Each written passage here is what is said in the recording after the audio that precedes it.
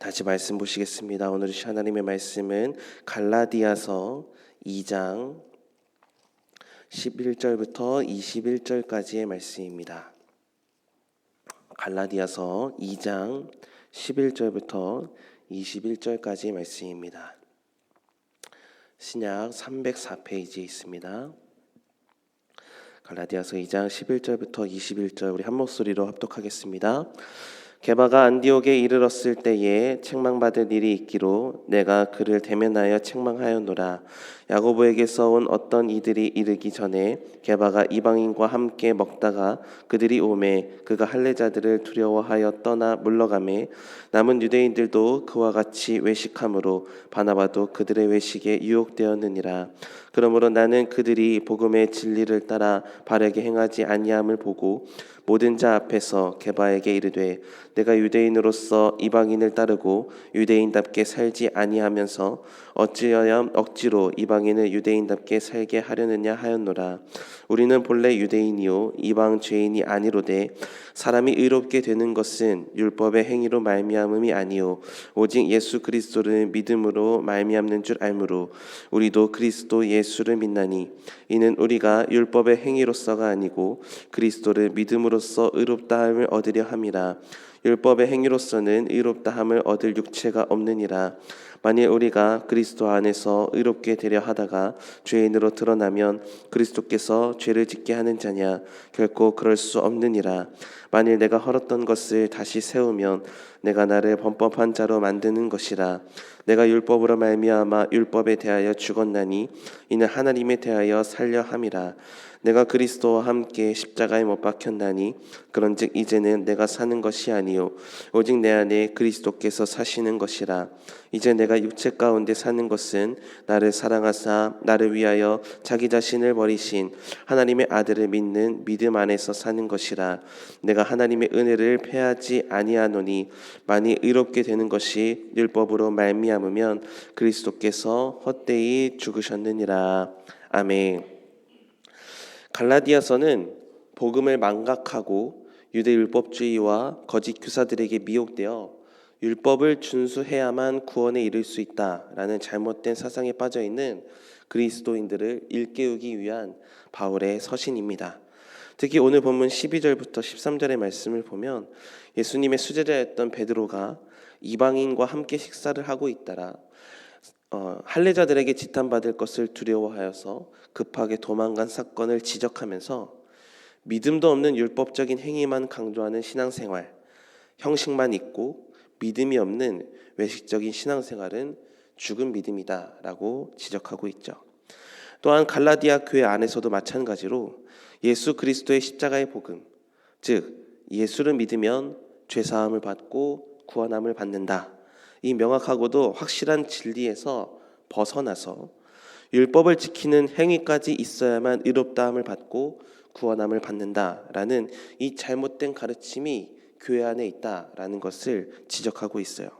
그래서 바울은 갈라디아 교회의 문제를 빠르게 파악하고 가르침을 제시하고 있는데 만약 사람이 율법을 완벽하게 지키더라도 그 율법의 행위가 하나님 앞에서 의롭다함과 구원을 받을 자격을 가져다 주지 못한다라고 말씀하고 있습니다. 오늘 보면 16절의 말씀인데요.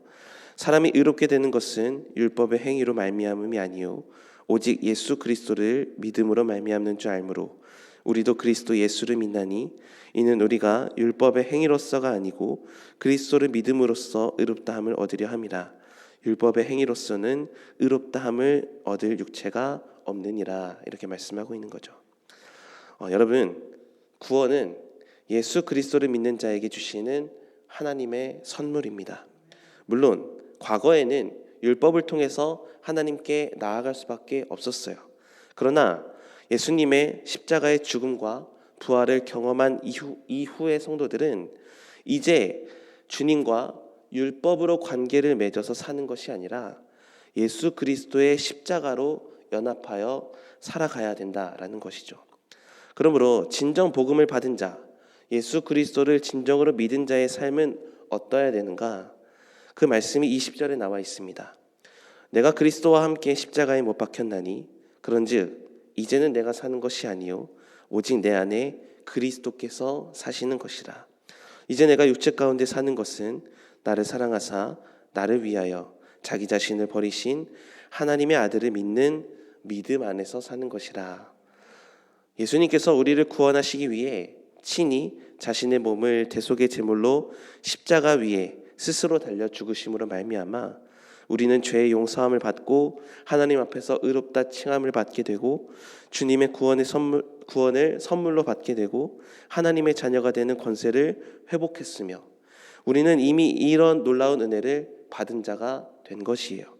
그래서 우리는 더 이상 구원함을 받기 위해서 그 어떠한 율법의 행위를 더 감당해야만, 이런 율법적인 삶을 살아야만 구원을 받을 수 있다라는 생각을 갖지 않아도 된다는 겁니다. 그저 이제 우리가 애써야 하는 것은 율법을 위한 행위가 아니라 20절에 기록된 말씀처럼 이제 나는 예수님과 함께 십자가에서 연합하여 죽었고 이제 더 이상 내 힘과 내 능력으로 살려고 애쓰는 자가 아니라 내 안에 계신 예수님께서 나를 이끄시고 인도하시도록 그분께 내 삶을 내어드리기를 힘써야 된다라는 것이죠. 이것이 복음 가운데서 참된 그리스도의 삶이기 때문입니다. 20절의 후반부의 말씀을 다시 한번 보십시오. 세번역 성경으로 읽어드리겠습니다. 이제 내가 살고 있는 것은 내가 아닙니다. 그리스도께서 내 안에 살고 계십니다. 이 말은 단순히 내 인생 내가 포기하고 될 대로 되라 이런 말은 아닙니다. 내 생각도 다 버리고 내 의지도 다 박탈된 채 수동적으로 삶을 살아가라 이런 말도 아니에요. 성령님의 뜻대로 오직 예수님만이 드러나는 삶이 될 수 있도록 힘쓰고 애쓰면서 말씀에 순종해야 된다라는 것이죠. 여기서 힘쓰고 애쓴다라는 말은 율법주의자들이 말하는 행위와 같은 의미일 수 있지만 다른 목적이 있는 거예요. 율법을 따라가는 행위의 목적은 나에게 초점이 맞춰져 있지만 복음을 따라가는 행위의 목적은 예수님께 초점이 맞춰져 있기 때문이다라는 것이죠. 우리의 신앙은 내가 주인공이 되어 내가 원하는 삶을 이루기 위한 수단이 된다면 그 믿음이 실천으로까지 이어질 수 없어요. 시험과 고난이 오면 그것을 인내해야 할 이유를 찾지 못하는 것도 바로 이와 같은 이유에서이죠. 그래서 바울은 베드로를 책망한 겁니다. 베드로는 사람을 두려워했고 자신에게 이득이 되는 것이 무엇인지를 계산하면서 사역을 했던 거예요. 그러나 바울은 오직 베드로가 믿음으로 행했어야 되는데 믿음으로 행하지 못했고 율법을 지킴으로써 의로움을 유지했던 그의 행동으로 인해서 갈라디아 교회 성도들에게도 악영향을 주게 되었다는 사실이 하나님 앞에 옳지 않다라는 것을 지적한 것이죠.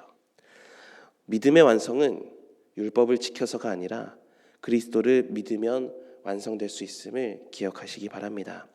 사랑하는 성도 여러분, 저와 여러분이 드린 오늘의 예배는 율법적인 행위입니까? 믿음으로 드린 행위입니까?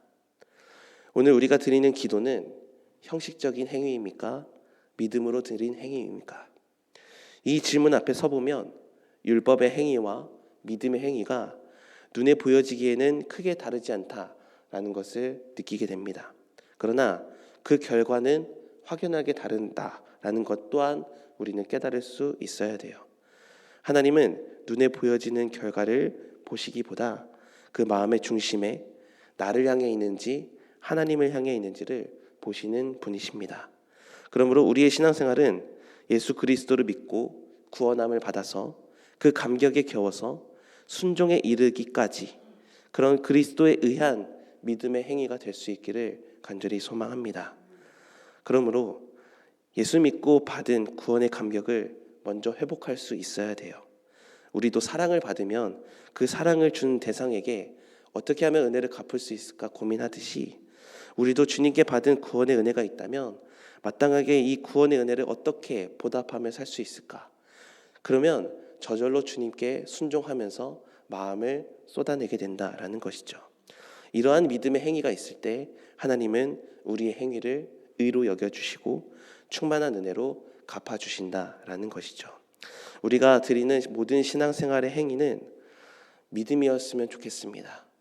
예수님 때문에 예수님을 사랑해서 하는 믿음의 행위가 하나님 앞에 온전히 드려지는 것임을 깨달으면서 내 안에 율법적인 행위가 여전히 남아있는가 이것을 늘 점검하면서 행여나 율법적으로 드렸던 신앙의 행위가 있다면 철저하게 하나님께 회개하시고 그 믿음에서 벗어나 주님으로 말미암은 행위가 될 수 있도록 여러분의 삶을 하나님께 내어드려서 하나님과 깊은 사귐, 온전한 사귐을 갖는 여러분의 신앙생활이 다 되시기를 주님의 이름으로 축복합니다.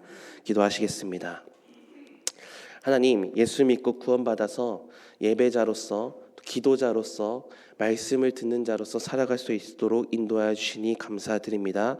하나님, 이러한 믿음의 행위가 예수님으로부터 파생되어서 나와 있는지 아니면 나의 목적에 맞춰져 있는지 다시 한번 점검하게 하시니 감사합니다.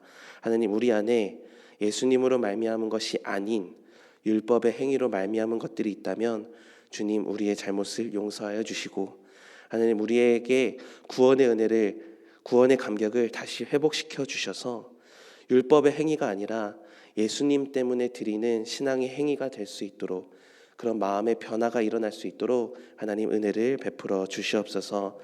그러기 위해서는 우리가 주님을 더 사랑한다는 고백이 날로 넘칠 수 있도록 인도하여 주시옵소서. 주님을 사랑해서 주님을 생각해서 하는 모든 신앙의 행위가 될 수 있도록 인도하여 주시고, 그렇게 주님께 우리의 마음을 온전히 내어드릴 때 주시는 하늘의 축복을 경험하는 복된 인생이 될 수 있도록 우리를 기억하여 주시옵소서. 오늘 하루도 믿음으로 살고자 애쓰는 주의 백성들을 축복하여 주시고, 이 주의 백성들이 드리는 모든 기도 제목들이 하나님께 상달되어서 하나님의 축복을 경험하는 복된 한 주간의 삶이 될 수 있도록 인도하여 주시옵소서. 예수님의 이름으로 기도드립니다. 아멘.